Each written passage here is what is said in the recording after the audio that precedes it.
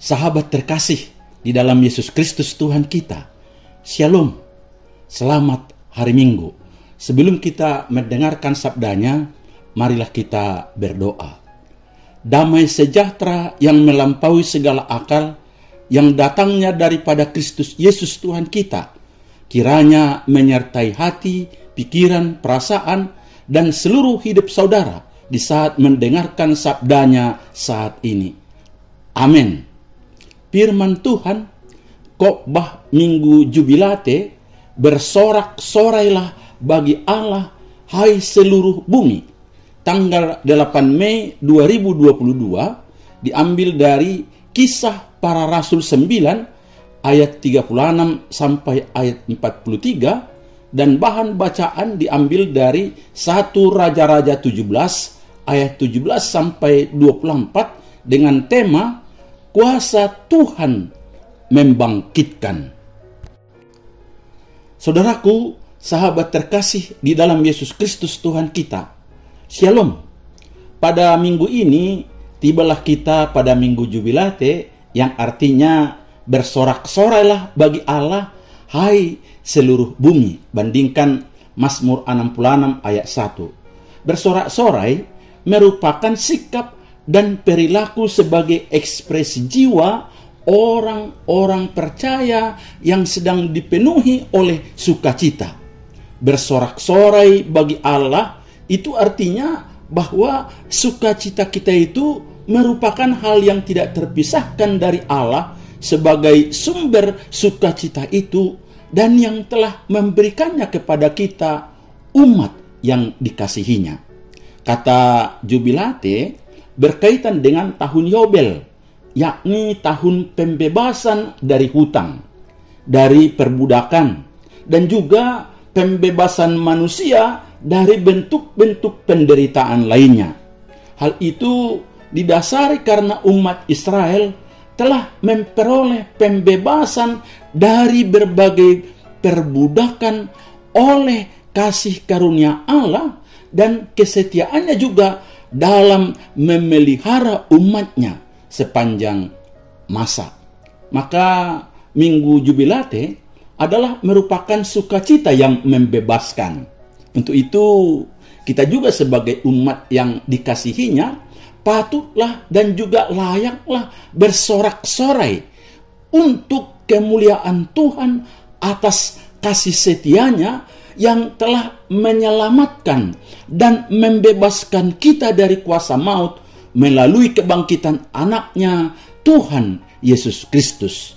Dan sebagaimana tema khotbah kita minggu ini, kuasa Tuhan membangkitkan, kita tentunya diajak untuk bersorak-sorai, bersyukur dan bersukacita, tidak hanya dengan hati, dengan mulut kita, tetapi juga membangkitkan dan membangunkan talenta-talenta yang telah Tuhan karuniakan kepada setiap kita dengan rajin berbuat baik, menolong, melayani, dan memberikan semangat kehidupan bagi sesama kita. Itu marilah kita perhatikan firman Tuhan yang sangat indah ini. Yang pertama, mari meneladani memberi dan menggunakan talenta seperti Dorcas atau Tabita. Dorcas atau Tabita sesungguhnya bukanlah pribadi yang menonjol karena memiliki segudang prestasi, memiliki kemampuan spektakuler sehingga dikagumi banyak orang. Dia juga bukan seorang pengkhotbah yang hebat dan orang kaya. Tetapi yang jelas, ia adalah seorang perempuan murid Kristus, yang berarti seorang Kristen yang mau dan rindu serta rajin belajar firman Tuhan. Sehingga kehidupannya sehari-hari sangat berbuah, di mana ia membuktikan imannya dengan banyak berbuat baik dan memberi sedekah. Ayat 36. Ungkapan ini dalam Alkitab versi bahasa Indonesia sehari-hari dikatakan, Ia selalu saja melakukan hal-hal yang baik dan menolong orang-orang miskin. Selain itu, karena ia memiliki talenta, yakni menggunakan jarum dan benang untuk membuat baju dan pakaian, maka ia banyak menolong para janda dengan hasil karyanya itu. Bisa jadi, sekali lagi bisa jadi kemampuan menjahit Dorcas adalah satu-satunya talenta yang dimilikinya. Dan kita tahu bahwa menjahit merupakan talenta yang cukup sederhana dan tampak sepele di mata orang lain.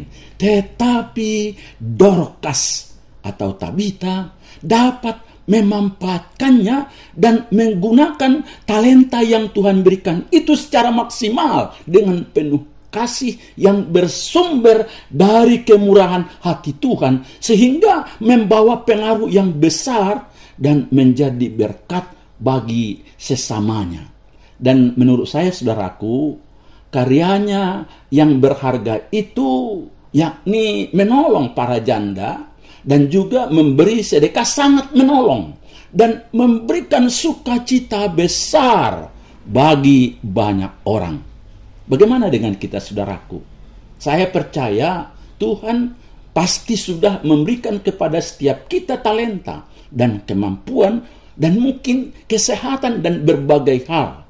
Pertanyaannya, sudahkah kita menggunakan semuanya itu untuk menjadi berkat bagi sesama? Apakah kita mau seperti Dorcas, meskipun hanya dengan jarum dan benang, telah memberi harapan baru bagi para janda?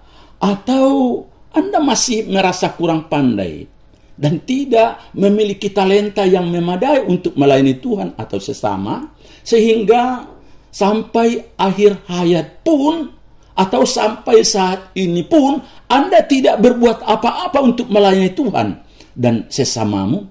Saudaraku, janganlah kita pernah meremehkan karunia yang ada padamu. Sekecil apapun itu, gunakanlah secara bijaksana, maka akan menjadi alat kesaksian dan sukacita bagi banyak orang. Biarlah melalui talenta Dorcas dan teladan Dorcas, kita diberi keberanian untuk melayani Tuhan dengan apa yang ada pada kita. Walaupun yang ada pada kita itu kelihatannya mungkin sesuatu yang sangat sederhana, asal dilakukan dengan ketulusan dan sukacita, pasti akan sangat berharga bagi Allah dan sesamamu. Itu muliakanlah Dia dengan hidupmu. Kedua, kuasa Tuhanlah yang membangkitkan. Sangat menarik, saudaraku, bahwa kebaikan hati dan kesalehan Dorcas dibuktikan orang banyak juga pada saat dia sakit dan kemudian meninggal, di mana semua janda-janda datang berdiri dekat Petrus dan menangisi Dorcas serta menceritakan kebaikan-kebaikannya dengan menunjukkan kepada Petrus semua baju dan pakaian yang dibuat Dorcas waktu ia masih hidup. Ayat 39. Melaluinya, mereka dan murid-murid yang ada di Yope mendesak agar Petrus bersedia berdoa untuk membangkitkan Tabita, karena mereka belum rela kehilangan Tabita yang sangat murah hati dan sangat baik itu. Tidak hanya itu, saudaraku, mereka juga sangat mengasihi dan membutuhkan Dorcas lebih daripada saudara kandung sendiri. Itulah sebabnya mereka masih rindu untuk memiliki Tabita lebih lama lagi. Maka kalau boleh, Tabita agar hidup kembali. Dan puji Tuhan, dengan kuasa Tuhan lewat doa dan pelayanan Petrus, Tabita hidup kembali. Tetapi Petrus menyuruh mereka semua keluar, lalu ia berlutut dan berdoa. Kemudian ia berpaling kepada mayat itu dan berkata, "Tabita, bangkitlah." Lalu Tabita membuka matanya Dan ketika melihat Petrus, ia bangun lalu duduk. Ayat 40. Di sini kita melihat bahwa kuasa Allah menjadi nyata dalam hidup Tabita. Dia bangkit dan hidup kembali. Dan sekarang Tabita punya kisah nyata yang lebih menarik untuk diceritakan kepada mereka yang belum mengenal Tuhan Yesus. Dan itu berarti Tabita bukan saja menjahit lebih banyak baju lagi, tapi dia juga sekarang sibuk membagikan cerita hidupnya dan apa yang telah Tuhan sudah lakukan dalam hidupnya. Tabita sadar bahwa apa yang dia lakukan bukan karena kekuatannya, tetapi karena anugerah Tuhan semata. Kebangkitannya dari kematian adalah bukti nyata kuasa Allah di dalam hidupnya. Tidak heran saudaraku, hidup Tabita sekarang semakin menarik dan tentunya dia juga semakin berbuah banyak bagi kerajaan Tuhan. Saudaraku, kita juga pasti akan mati dan meninggalkan dunia yang fana ini. Perbuatan apa dari saudara yang akan dibicarakan orang? Apakah orang banyak akan berkata bahwa saudara adalah orang Kristen yang baik dan juga murid Yesus yang setia? Bahwa saudara adalah orang yang baik yang suka menolong? Bahwa saudara adalah orang yang jujur? Bahwa saudara adalah orang yang rajin, yang selalu bekerja dengan giat? Bahwa saudara adalah orang yang sabar? Bahwa saudara adalah orang yang rendah hati? Atau sebaliknya saudara, bahwa saudara adalah orang yang egois, suka berdusta, malas, suka marah, suka memfitnah, sombong, kikir, dan lain sebagainya. Untuk itu perlu kita imani firman Tuhan dalam Filipi 1 ayat 21 sampai 24 yang berbunyi, "Karena bagiku hidup adalah Kristus dan mati adalah keuntungan. Tetapi jika aku harus hidup di dunia ini, itu berarti bagiku bekerja memberi buah. Jadi mana yang harus kupilih? Aku tidak tahu. Aku didesak dari dua pihak. Aku ingin pergi dan diam bersama-sama dengan Kristus. Itu memang jauh lebih baik. Tetapi lebih perlu untuk tinggal di dunia ini karena kamu."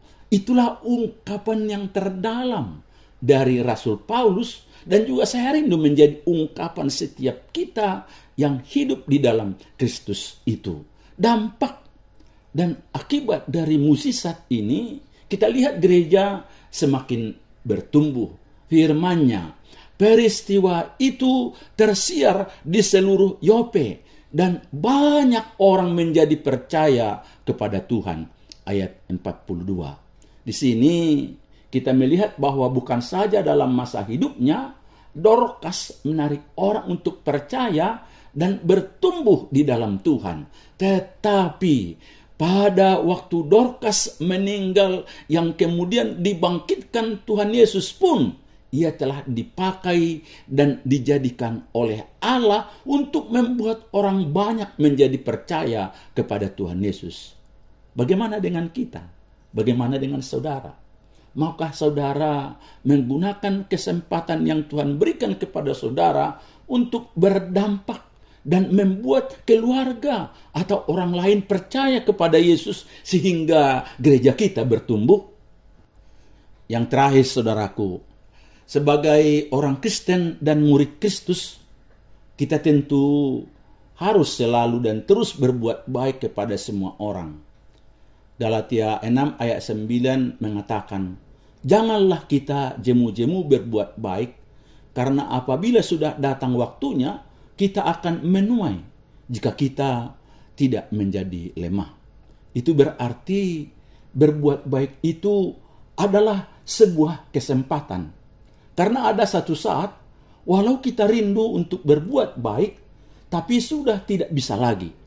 Maka waktu Tuhan beri kesempatan, Allah memberi kesehatan dan berkat, Dan juga Allah masih beri kekuatan untuk memberdayakan hidup kita untuk Tuhan. Lakukan dan gunakanlah dengan sebaik-baiknya kesempatan itu. Mungkin talenta kita dan apa yang ada pada kita tidak sehebat orang lain atau tidak seluar biasa orang lain. Tapi percayalah, Tuhan sangat rindu agar kita menggunakannya dengan baik untuk membangun, membangkitkan semangat daripada sesama kita.